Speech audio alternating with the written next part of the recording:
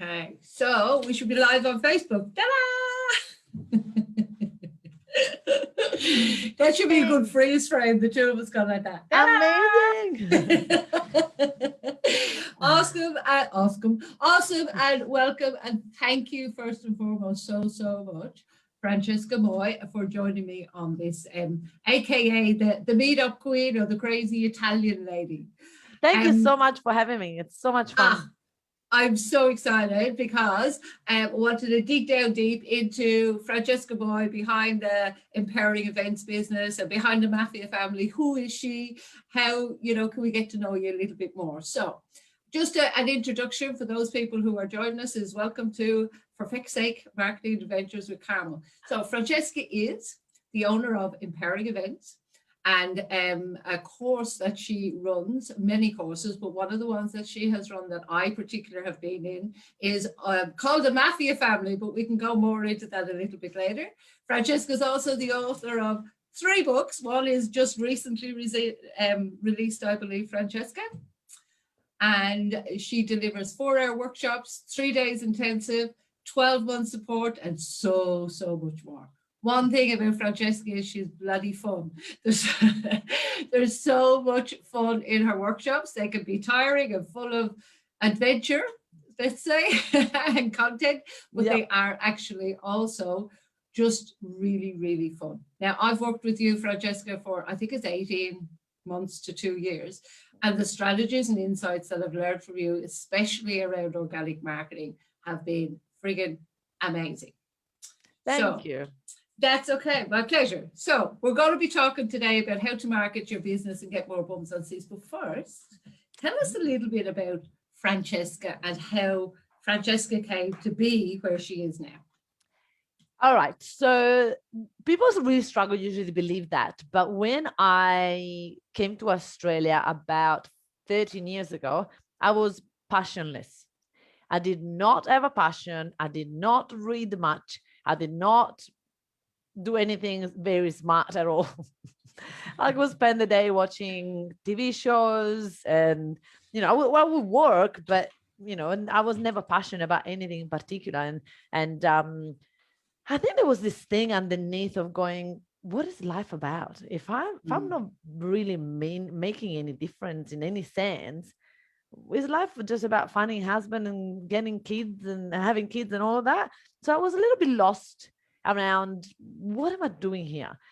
And I didn't have the courage to do much with it. I just kept wondering why, but I wouldn't do anything about it until I couldn't do anymore what I was doing, until I realized that, come on, I had to find other ways. And my brother suggested me to go to a personal development course, and it changed my life. Like I completely went, what the hell? Of course there is more to life. Of course I can be more than what I am like settling for. So that journey started 7 years ago, and I got addicted to personal development. Like I just ate up books after books after books, and I started life coaching business. So my whole business started as a life coach, and I was a disaster at it.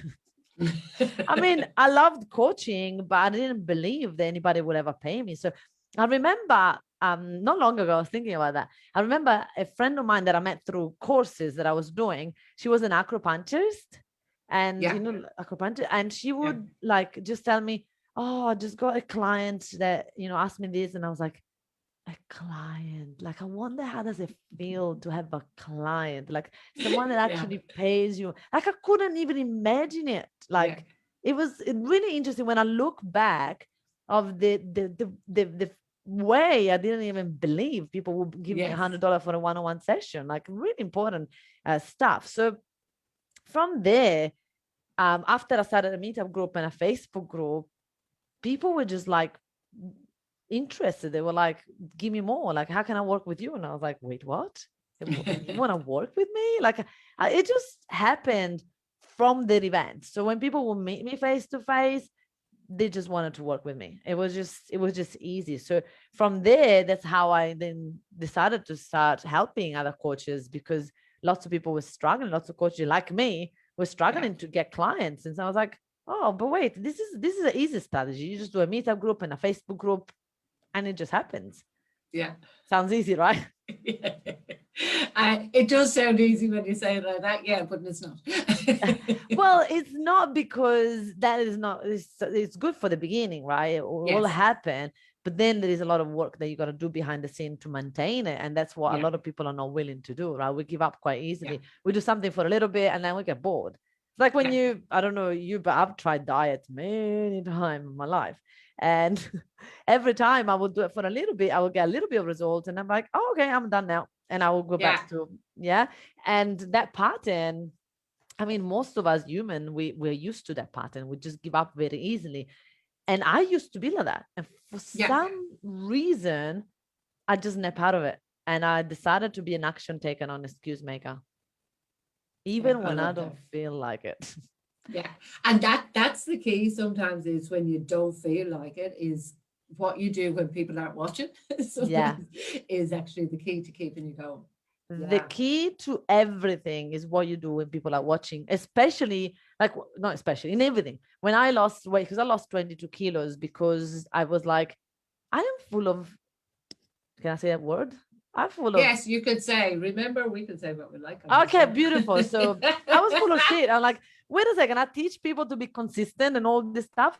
And then I'm here, like, when everybody leaves, I'm like eating my face off at night. I'm like, because I feel lonely or whatever, and I'm just eating my Yeah. emotions. Like, that is a bit inconsistent. Like, get your shit together, woman. If you're teaching people that, you got to do it in every area of your life. And I didn't like it. So I did it for a bit and then I go back. And then I did it for a bit and then I go back. And then eventually I realized that if I had to have the energy to run this business, I had to be Yeah. healthy. Yeah. Yeah. 100%. You do. Cool. So that's kind of some of the story as to what led you to setting up Empowering Events then from that? So I actually nobody's ever asked me that question. So Empowering Events was created because, listen, I never thought that people would buy a program from me. And that's why I can spot when clients are trying to hide between other people collaboration, and I can see it because I used to do that. So I'll be like, wait a minute, what are you doing? Because I used to say, okay, nobody will ever buy my course. Like, no, not happening. Like, who am I? Nothing's gonna happen. So what I'm gonna do is I'm gonna take people to Tony Robbins, and then I'm gonna create a support program for people that have been to Tony Robbins. So then we can actually go and implement what you would do. So Empowering Events was created for, we do meetup groups, we do empowering events where people can feel empowered by the business. They want to take the business to the next level, but I'm not going to teach business. I'm going to bring clients, I'm going to bring speakers, and I'm going to bring people together to a course. I never in a million years, when I created the name, thought that I was going to be me, the person speaking. Right. Okay. So you were just going to bring groups together so they could all do their events and all support each other. Yeah. Yeah. That's it. And then people started to ask me, why you don't speak? And I was like, what's wrong with you? Why would I speak? What am I going to speak about? No, I don't speak. I'm not a speaker. I can't speak. And they're like, but we're here for you. We want to hear from you. We want to hear your story. Why do you start these events? And I was like shocked. Come on. I was like, I can't speak. I remember I did, I prepared a speech and I did it with a friend of mine online. And his face during the whole 15 minutes that I was trying to speak, it was like this. And I was like, was that bad? And he's like, do you want my honest opinion? I'm like, yeah. He's like, well, shit. He was a good friend. I'm like, thank you, buddy. I guess I'm not gonna speak tomorrow night. It was the day after I had the event. I cried all night. I'm like, I can't do it. I can't speak. Wow. And then guess what? The moment I was on stage and there was people, something took over. Some greater energy. Like, I honestly, the person that did that speech with him and the person that was on stage, it wasn't the same. Something happened when I was on stage. Even now, I feel that that's why COVID sort of took a part of me, because I love live events. Nothing can replace a live event for me. I mean, I'm grateful that we were able to run the business online, but I miss live. It's my life, is who I am. Like, I just love it too much. And it is a different energy, like It you is. getting up. And I always get nervous. I always get the butterflies in my stomach, Mm, everything. mm. But once you get up, it's like you're in a different person. Yeah. Yeah, Yeah. it completely changes. And it's different sitting here sometimes in my tracky pants Yeah. while I have everything up here at night. And it's a whole Yeah. different It energy is. speaking to that group there. It Yeah, is. yeah, It is. yeah. No matter how, you and I will both have a really powerful energy, so we can still come across well on a video, but it's just not the same. Like hugging someone and get to know them, and Yes. do you know what I mean? It just takes the thing. It just is. I literally cried a couple of weeks ago when I speak on a stage with like 30 people really engaged. I left Yes. crying. I was in tears. I'm going, that is my passion. That is why I'm doing this business. That is why I went through all the things that I went through. So online, I haven't been. I've made it. I've done it, Yeah. but it's not. I'm not overly passionate about it. If I'm 100% honest. Mm, mm. And you can't tell. I've been in the 3-day online events. You can't tell because you're still pumped up. You're still the same, which I think shows a huge degree of professionalism, because there are times you don't want to do stuff. There are times you're not bloody passionate about it. But when you can show up 100% regardless and go, in hospitality, we used to often say, leave your shit at the door because it's going to be hanging there when you go back out.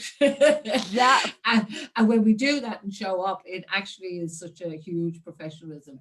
Now, Yeah. I know you do some amazing things now, and I think we could talk probably for 2 hours. But anyway, I want to pick your brain as well. So, there's method in my madness.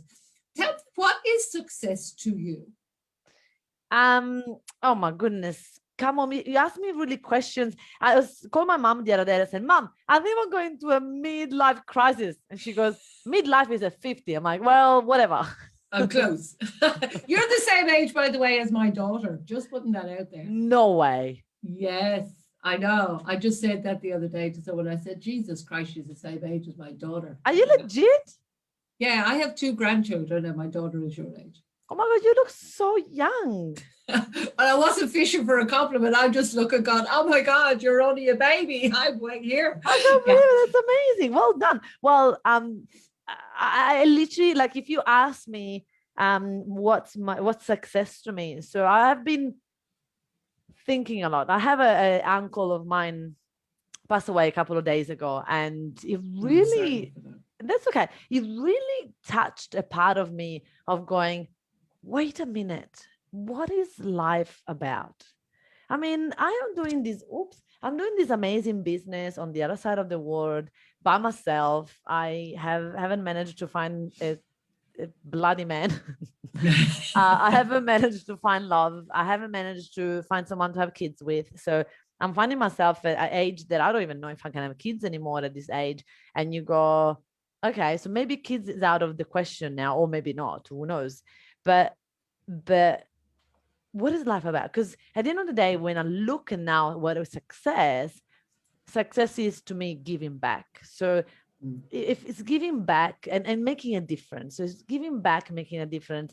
I know that a lot of clients of mine say that we have done that through the Mafia Academy, but there is a part of me that still feel I haven't got there. So even though money-wise, we're reaching the $1.5 million business, whatever it is, success to me is starts to have a different meaning than what it used to be. And and so I'm like, do I feel successful? I honestly haven't. Since the last breakup, I have felt a little bit of a failure, to be honest. I haven't really felt the last 12 months successful. I made really big mistakes in choosing partners in my business, which I would never done that before. And that's because I would have compromised everything for love. I would have chose love over everything because I was so lonely and I just wanted love. So I made a lot of mistakes in the last 12 months or 18 months where I sort of now looking at everything again going, geez, what is success? What is success? And it's different for everyone. And I have to just, number one, say, no, thank you so much for being so open and honest. And I have watched you over the last couple of years. And I've actually said to people that I have so much admiration for, we all fuck up. We all say, see, I even swore. We all make wrong mistakes. But how you have held yourself, how you have pivoted, how you have done it has just been nothing short of amazing. And I Thank you. totally admire that so much. And I get what you mean when there's a death, there is something in the family. My sister passed away almost 5 years ago, and there's 5 years in the difference. I am now the age my sister was. Like right now, in this moment, my sister was already dying. Wow. And it does make you stop and go, what the hell am I doing? What's this for? She was a beautiful girl, was all ready for retirement to do this, that, the other. And I'm going, I'm not playing small anymore. I'm not doing that bullshit anymore, because what is it for? We're not going to get a trophy at the end of this life. No. But it does make you start thinking about what is success? What's the purpose? What am I doing all this for? Yeah. And the thing is, like, for me, it's been, I put a post on Facebook the other day about it, how for me, the biggest thing always been for me, helping people that are alone. I always broke my heart to see all the people living alone. Like, it just makes me really sad. And now if I think about it, my mom, my dad, my brother, and myself, we're 4 of us alone on the other side of the world from each other. Right. And I'm sort of going, and I'm sort of like, this is very interesting. Why have I chose to live so far away from my family? Why do I stay here in Australia? Why don't I get, my mom right now can't come here to Australia because of COVID, but I'm like, now there is COVID, this separation is even more palpable, because you can't physically see each other. You can't just choose to go. It's not that it's a choice anymore. You just can't go. Right. Yeah. So it's been really interesting. Going back to your question of success, for me, success is connection, is feeling fulfilled. And I have to say, I'm sort of, I used to feel very happy with what I achieve. I think that the disconnection from my audience, even if it's online, I don't feel as connected to my clients, and I would love to. And I'm, so for me, success is part of all of that, like seeing, feeling the change that you're making in people's life, and it's not as tangible online. Yeah, I get it, and I love it. Thank you so much. So with all of that said, so what would you say, if you were to say one was the biggest factor in keeping you and getting you to be successful in whatever way, shape or form that is? What would be one factor that you would attribute to that? Look, if we're talking about getting the business to the 1.5 million, the biggest thing has been consistency. And it sounds very simple and it sounds very easy, but it's the hardest thing to do. And it's in anything, right? In health, in exercise, in relationships, in business. It's really, really be disciplined and find that strength when the strength is not there. When you go, I don't want to do it today. I don't want to do it. Yeah, you just want to, like, especially, like, I don't know, you got a dog? No, I have geese though. Oh, cute. Well, when I'm walking around and Ollie boy is lying down on the couch, you go, don't do that to mommy. I want to lie on the couch with you. Like, you know what I mean? Like, when you, the other day I was with a friend of mine, and we went to pick up the kids at 3 o'clock. And I was like, how do you guys work after 3 o'clock? When you have kids, that's it, right? You should just spend time with them. You don't want to work. So I've just, the consistency, the strength that I've had for the last 6 years of doing the things also when I didn't feel like, because you know why, Carmel? Because I wasn't doing it for me. Yeah. And that's what makes a difference. Yeah. I have never done it to watch my bank account grow. I never, like, even though I love money, don't get me wrong. And I love the fact that, the business was successful to be able to have a good lifestyle. I'm not grateful for that. I'm very grateful, but I didn't do it for that. Yeah. Do you know what I mean? Because if I did it for that, I could have just kept the business at, I don't know, 300,000, and most of it is profit, right? I didn't need to have that many people. I'm really good with VAs. I could just have VAs and that's it. But the reason why I scaled the business, because now I can help way more people, and I can truly touch them, and I can truly take them through journeys. And that's what makes me continue. Yeah. Awesome. Yeah. I love it. And you do help so many people. So and on that note, actually the last live call we were on, you suggested, I was talking about our membership, and you suggested, why don't you do a 7 days for $7? And that's what I did for the month of April, 7 days for $7. I went off, you said it, and I went, that's a great idea. We went off, we made sure all the automation and everything was in place, sales page was up, and for the whole month of April, it's been 7 days for $7 in Wow. our And it works really well?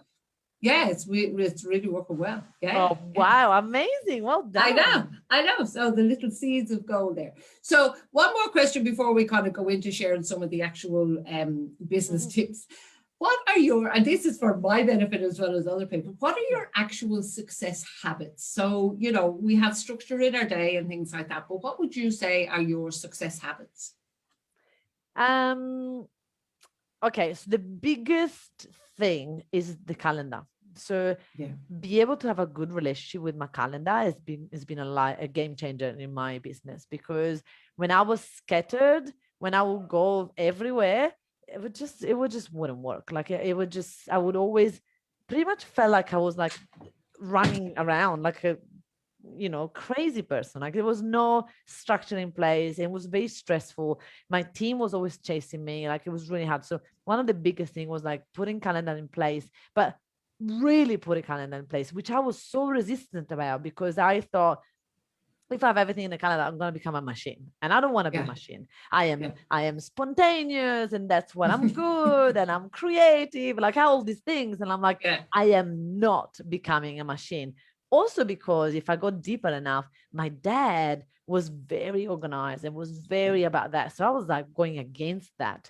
But I finally come around it, and it's been life-changing, because I rarely don't follow my calendar. Like in a month, probably will happen one day that I move a couple of things. Every other day I am in it, and everything that is in there I do. And my calendar is full, because I've got my lunch break, I've got my walk with Ollie, I've got relax in the afternoon, in the evening, like I've got everything. So then I can schedule it, and then I can go, oh yeah, I'm free from that time, from that, and then I'm really free. Instead of before, I was working 24/7, and that's when I was less productive, and that's when I was less successful. Yeah, and I know you've shared that before, and I tried it, and like that, I was trying to move things all the time, but I think it's important to leave buffer times or times for yourself, as you say, to walk the dog and do that. I was trying to jam everything in. Yeah, no, it's very important to have boundaries, right? On having your time off and having your things. And, for example, I'll give you an example. Like yesterday was a really tough day after what's been happening this week. And I just closed everything. At 1 o'clock, I said, you know what? I need to take the afternoon off. So everything that was in that day, I'll move it to tomorrow morning, and I'll do it tomorrow morning. I don't ever use work on Saturdays, but because I took yesterday afternoon off, I'm going to finish a couple of things tomorrow morning, and I will do it. I know for sure. Like I don't doubt that I will do it. I know that that's my calendar, and I'll discipline enough. And that's the trust that created a trust within me. Yeah. I trust me to do everything in my calendar. My team trusts me now to do everything in my calendar. And so before, they would be like, it's in FM calendar, she's never going to do it. They would remind me. They would like, it means more work for them as well, right? Yes, of course. So that would be one of the biggest things that is sort of giving me that success. And then would have been investing before I needed. So taken risks before the business could afford it. Yeah. And in anything, in a coach or I remember once I spent $50,000. I invested, I shouldn't say spent, $50,000 into a course to send my whole team into a training. And then about 7 months later, they all left. I think I remember that. Yeah. I wanted to cry. Yeah. It was so painful. But in the same time, it was such a great experience for me, such a great learning. And in that 6 months, it was really valuable for the business for them to have done that. So it wasn't a loss, but I remember like I have always invested in the business, and the business has always been profitable every single year. But I've always invested in anything, like in a operational manager when the business couldn't afford it, into a EA when the business couldn't afford it yet, in another VA when the business couldn't afford it. And then as we find another person, we cut a little bit other things and whatever, and then it just flows, money flows. Yeah. I think those It are the does. Money biggest flows things. when you open the gateway to it. It's like me. I used to always resist my accounts. I was like, I just let a bookkeeper or somebody look after that. I don't want to do it. But I when do you that. open the door and start looking at it and going, okay, right, well, it is what it is, and start opening and understanding it, you actually open the block to let more money come in. 100%. I used to do that all the time.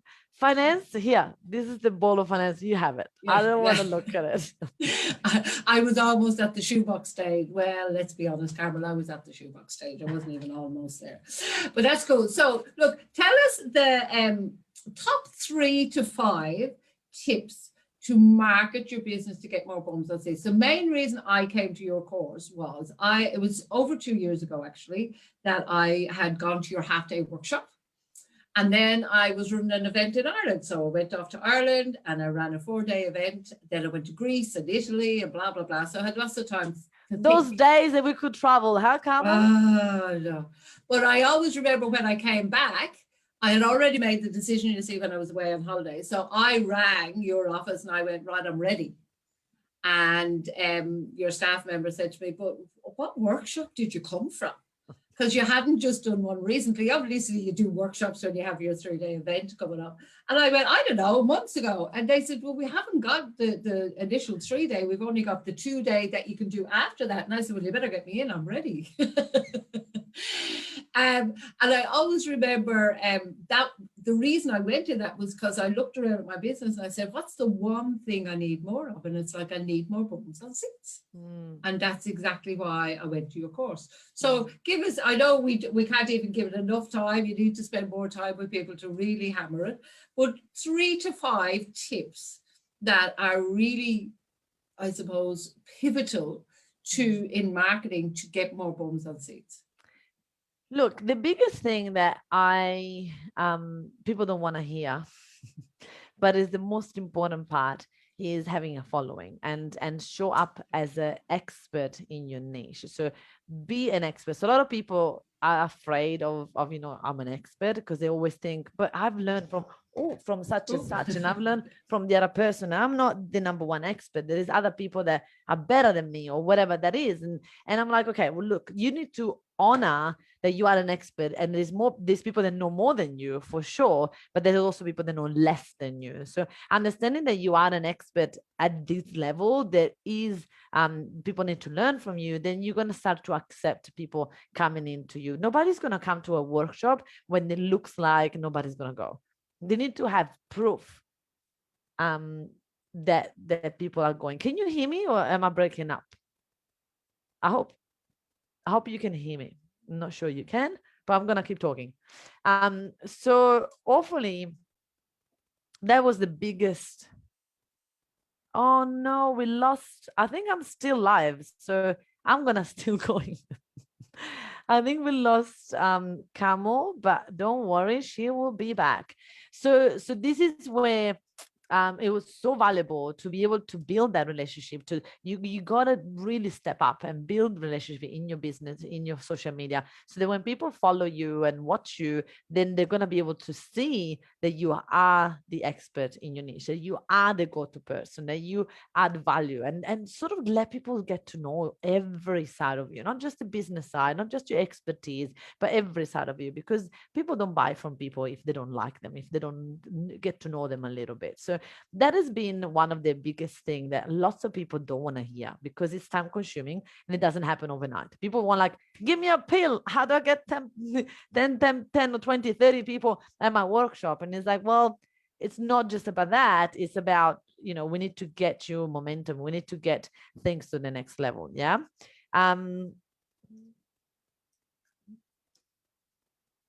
Let's have a look. Let's see if so I am still live.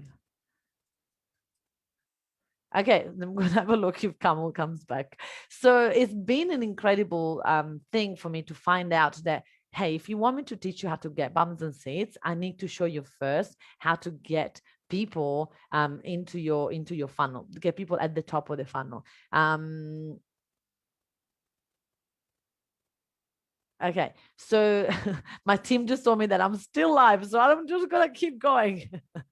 So it has been incredible to be able to work out what is the thing that really works to get bums and seats. And it's an art. There's no one thing that I can tell you, do this and you're going to get bums and seats. It's an art. And this is why one of the biggest things that I say to my client is delegation. So you got to delegate your marketing. You got to delegate it to someone in-house, not outside, in-house. So for example, we have virtual assistants and we find and train for business owners. And those virtual assistants are the people that are really helping us to get as many bumps and seats as possible. And so we are everywhere. We're omnipotent. We are everywhere on social media. When we advertise an event, we are everywhere. And we don't just go, come to my event, come to my event, come to my event, come to my event. Hey, come to my event. Hey, you should come to my event. We do it in so many different ways, right? So many different ways. We get people curious about the event. We find the pain point, and we really market that rather than keep reminding people, let's do this, let's do this, let's do this. There she is. She is back. Love it. So it's been incredible to be able to work out. Okay, so the first number thing is the following. Hi, you're back. And I don't know what happened. I don't know, but I continue talking because I was like, my team, hey, I'm Oh, did on. you? Okay, cool. Oh, you were still on. I was in the background going, do we play elevator music or something? But that's okay. So one is the following. Thank you. I was continue talking. So I said one was the following, and become an expert in your niche, and then delegation. So become really good at getting virtual assistant to help you. And a lot of us are afraid of that one. They're like, oh, I'm a control freak. I want to do it all by myself. So it's really important to be able to allow other people to help you so that you can deliver more content and do more of the first step, because if you have to do it all, you really can't be everywhere. So the second step will be probably like the delegation, and then have a systems in place, because that's the other thing that people don't do. They don't watch the back end, so they don't have like a system, a procedure to follow. So every time is inconsistent. Sometimes you get one person, sometimes you get 10 people, sometimes you get 20. Like it's really inconsistent because they haven't got a system, a procedure, something to follow. So bums and seats, like I was saying, is not an art. It just doesn't happen overnight. It's just a matter of, first and foremost, the most important thing is create a really strong following. And most of the time we teach that by creating a Facebook group, a community where people will go in it and feel safe and feel like you've got the back, feel like you've got stuff to add, a value to add. Yeah, awesome, cool. And you do exactly teach that, because that's what I did. I went and I became, people nicknamed me then as Carmel everywhere. They're going, we see you bloody everywhere. So it's working. That's working, right? It's amazing. Yeah. And most of your strategies that you teach are organic strategies. So what's to you the importance between an organic versus a paid strategy for somebody who is, especially not necessarily beginning their business, but beginning this social media? Yeah. So a lot of people have the illusion that Facebook advertising, I'm just going to put $200 and I'm going to make $200,000. Like they just have this illusion that it's just going to work like that. So I say, no matter what strategy you use, advertising, paid advertising or organic advertising, then there's no different. You still have to do Facebook lives. You still have to write new content. You still need to do video content. You still need to, check your PowerPoint and check your landing pages and make sure that you get that. There's lots of things that's still the same. The only thing is that when you are doing organic marketing, the control is in your hand. When you're doing paid advertising, every time you want a client, you need to pay. Yeah. Every time you want a new client, you need to pay the bucks to Facebook ads. They're not going to show you to anybody until you pay. So then, unless you are a big business that you got budget, you can put $4,000, $5,000, $10,000 a month on Facebook advertising. That's good. Or the other option is to pay pockies. Right? You play pockies. You just put like $5 here, $10 there, and you just hope to get a ching ching. Yay, I want something, right? Yeah. That's how people deal with Facebook advertising. And then after they lost $10,000, they go, this doesn't work. I'm going, duh. So first, use the Facebook organic strategies, get yourself a following.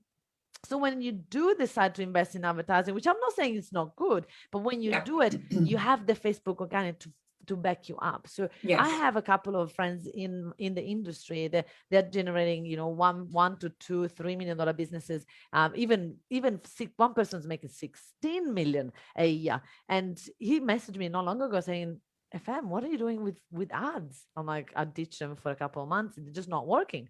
They're just not working. $600-700 per bum, per person, right? Just not, I can't. It's not possible. So we went refer back to the organic strategies that for us work. And they're like, but you're still getting 30-40 people at your workshop. How do you do that? I'm like, organic. They're all organic.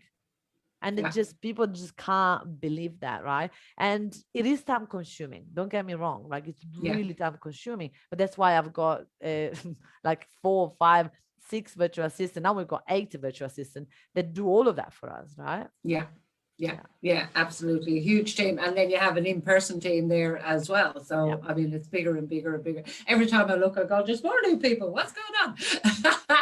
But it's terrific. So I know, I'm sorry for the interruption, but stuff happens. I don't know what happened there, but that's okay. So it's live and it's technology, right? Absolutely. You can tell it's live when you just go booted off or whatever. I thought you were booted off, so that was a fun thing. So there was a few more questions I wanted to ask you, and I know that we're kind of going over a little bit of time, but what are the really, two of the really things I want to really ask you is what is something about Francesca that other people may not know? Oh, personal or business? Either. Okay. A lot of people don't know that I have tough days, and I still have days that I wonder, is this worth it? Do I really want to keep going? Do I really want to keep doing it?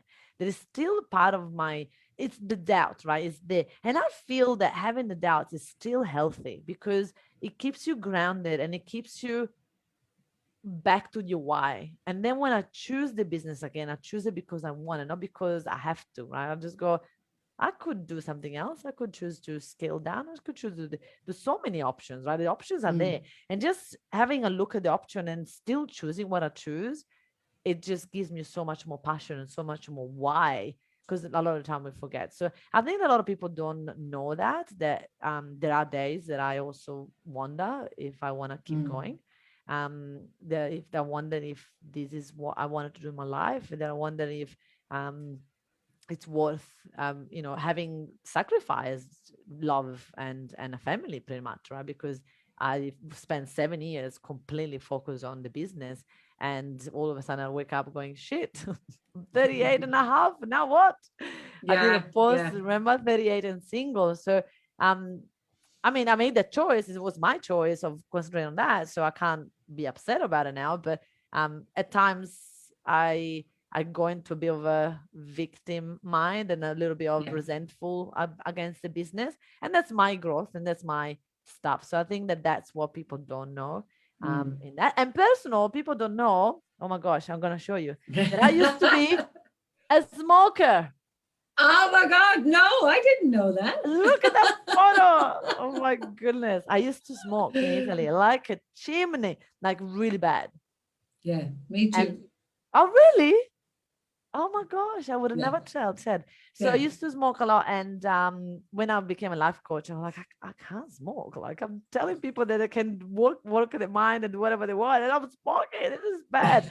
But it was really hard for me to stop. And eventually I did. And I'm very happy for it.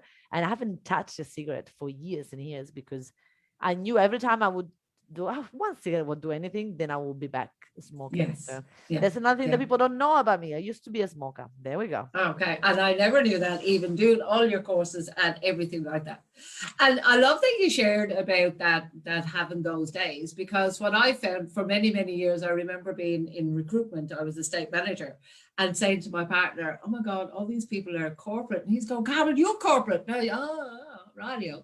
Because in my head, I had all of those people on a pedestal that they had it all together. They had all their shit together, all these business owners, as I've grown, a bit like yourself, done coaching, everything. But I see everyone else and go, if only I had my stuff together like them. The truth is, they all have their shit going on, every single one of them. Yeah. The truth is, it's 50-50, right? Everything is 50-50. And this is where I said to my clients, don't try to aim for a business successful so that you're going to be happy, because you're not.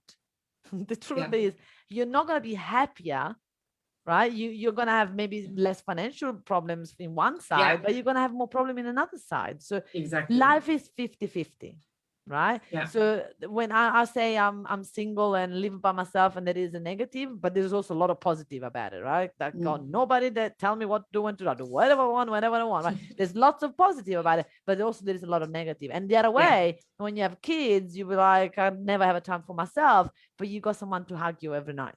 Does it make sense? So 1,000,000%, yeah. It's always 50-50. So if we come back to, if I don't compare myself to others, what do I really want to do? Yeah. If I don't think that there is going to be better than here, how can I enjoy now? This is me also working with my brain, or taking me back to that, rather than think, oh, I thought that getting to $1.5 million business, I would be happy by now. I would have been this and this and that. And so I'm also dealing with that of going, doesn't change. I don't feel any different. What's going on? Doesn't change who I am. And I see, Carmo, sometimes that disappoints people. The fact that I'm not perfect, when my team get to know the real me, I can see that they're a little bit disappointed. I thought you were Francesca Moy. Like, what do you mean? Yeah. I love that. And I love that awareness and vulnerability to admit that as well, because quite often people hide behind that. I have to show that I'm perfect, so that they won't build it out. It's too much pressure for me. I tried many years, and it was too much pressure. It got me into a very unhealthy state of mind, because I started to be disappointed with me all the time, because then I was disappointed with me, because I should be Francesca Moy. Yes, I should be better than this. What's wrong with me? You start going into that internal dialogue. Absolutely. Yeah. Now, one last question, and that is, if you weren't doing what you're doing now, what would you do instead?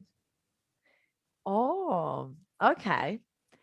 I have never wondered that, but I had lots of dreams. Do you want me to share that? So I used to work as a supervisor in a 5-star hotel, and I really liked it.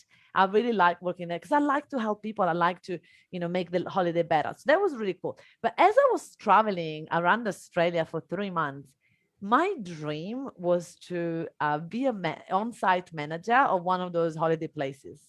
Because I would be on holiday and, live the lifestyle, but then I would be working during the day, so I wouldn't be bored. Yeah, you get paid for it too. Yeah. So that was my thing. I would have loved that. So if I didn't do this, probably either that, or if I still started the personal development journey, work for someone like me. So work for someone that, to be able to make a difference through someone else's life. Because if I look back at this, Francesca, I'd honestly can't believe how I got here. Honestly, sometimes still wonder, like, how did I overcome all those fears? Because I had plenty of fears, plenty. And there's definitely, obviously, that go-getter, that action taker, something was maybe dormant for a while, but it was always there till you activated it. Yeah, it was a Tony Robbins event. I still remember the moment. All right. Yeah, something just literally burst inside of me, and I went, I can be that. It was just one moment in time, and then I started to run events, and then people will confirm that, and people were like, you're amazing on stage. And I was like, wait, what? And so the people, and that's why I'm so passionate about what I teach, because if those people that were coming to my events helped me build that trust, that relationship, that confidence within me, I know that I can do that for anybody. Yeah. Awesome. Cool. So if anybody wants to know more about Francesca, or wants to do one of your courses, or wants to get hold of you, what's the best way for them to get hold of you? Look, the best way for you guys to check me out is join our Facebook group, Workshop Secrets for Coaches. If you're a coach, and that's the best way possible. If you're not a coach, then maybe just follow my podcast, Business Behind the Scene. It's on everywhere, on iTunes, on Spotify. So that's the other option. If you're not a coach, that's another way to learn from me. So just do that, and then you'll find out what's happening, what workshop will come up.